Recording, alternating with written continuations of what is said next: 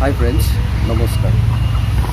অকণমান ৰ'ব, আপোনালোকক আজি এটা খুব সুন্দৰ আৰু ভাল কথা কৈ আছোঁ। আপোনাৰ শৰীৰৰ কাৰণে মানে খুব উপকাৰী কথা এটা কৈ আছোঁ। অকণমান পানী খাই লৈছোঁ দেই, ৰ'ব। ঠিক আছে। আচ্ছা, আপোনালোকে বাৰু কল খাই নাই বাৰু? কলটো যে আমাৰ শৰীৰৰ কাৰণে কিমান দৰকাৰী আপোনালোকে জানেনে? শৰীৰত কিমান মানে ভাল প্ৰভাৱ দিয়ে কলে। যদি নাজানে এই ভিডিঅ'টো আপোনালোকে ভালকৈ চাওক। আচলতে কি হয় জানেনে? কল খালে যে আমাৰ শৰীৰত কেইটামান খুব সুন্দৰ উপকাৰ পোৱা যায়। এতিয়া প্ৰথম কথা কি হয় যে কিছুমান মানুহৰ মানে শৰীৰটো মানে কিছুমান খুব লিন এণ্ড থিন মানুহ থাকে, মানে ৱেইট বহুত কম থাকে। সেইবিলাক মানুহৰ ক্ষেত্ৰত মানে ৱেইট মেনেজমেণ্টৰ ক্ষেত্ৰত কলটো এটা খুব সুন্দৰ প্ৰভাৱ দিয়ে।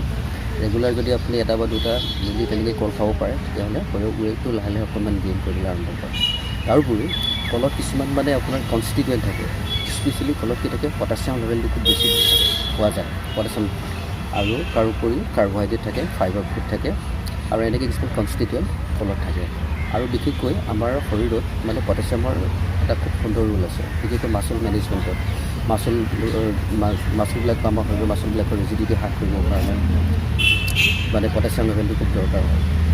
আৰু লগতে মানে কি হয়, আৰু এটা মেইন কথা হৈছে কি আপোনাৰ যে হাৰ্টৰ ফাংচনত মানে কলটোৰ এটা বহুত ডাঙৰ ৰোল আছে। কিছুমান ধৰক খুব ঘপককৈ হাৰ্ট এটেক হৈ যায় বা হাৰ্ট ষ্ট্ৰক হৈ যায়, তেনেকুৱা মানে হাৰ্ট ব্লক হৈ যায়। এনেকুৱা কিছুমান কণ্ডিশ্যনত মানে যদি আপোনাৰ পটাছিয়াম বিশেষকৈ মানে কলটো যদি ৰেগুলাৰ খাই থকা হয়, বিশেষকৈ হাৰ্টত এটা ফাংচনটো ভালকৈ ৰাখে আৰু হাৰ্ট এটেক হোৱাৰ মানে প্ৰিভেণ্ট কৰি ৰাখে। তাৰোপৰি আপোনাৰ কি হয় যে শৰীৰত আমাৰ বিশেষকৈ স্কিন মেনেজমেণ্টৰ ক্ষেত্ৰতো মানে কলটোৰ উপকাৰিতা আছে। স্কিনটো যদি আপোনাৰ ছফ্ট কৰি ৰাখিবলৈ হয় বা গ্ল'য়িং কৰি ৰাখিবলৈ হয়, কিন্তু কলত এণ্টি অক্সিডেণ্টৰ পৰিমাণটো থাকে।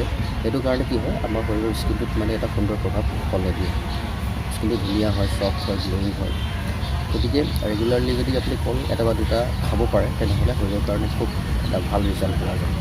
গতিকে আজিৰ ভিডিঅ'টো ইমানেই আছিল। যদি ভিডিঅ'টো চাই ভাল লাগিলে লাইক এটা কৰিব আৰু পাৰিলে মোৰ ভিডিঅ'টো শ্বেয়াৰ কৰি দিব। ধন্যবাদ।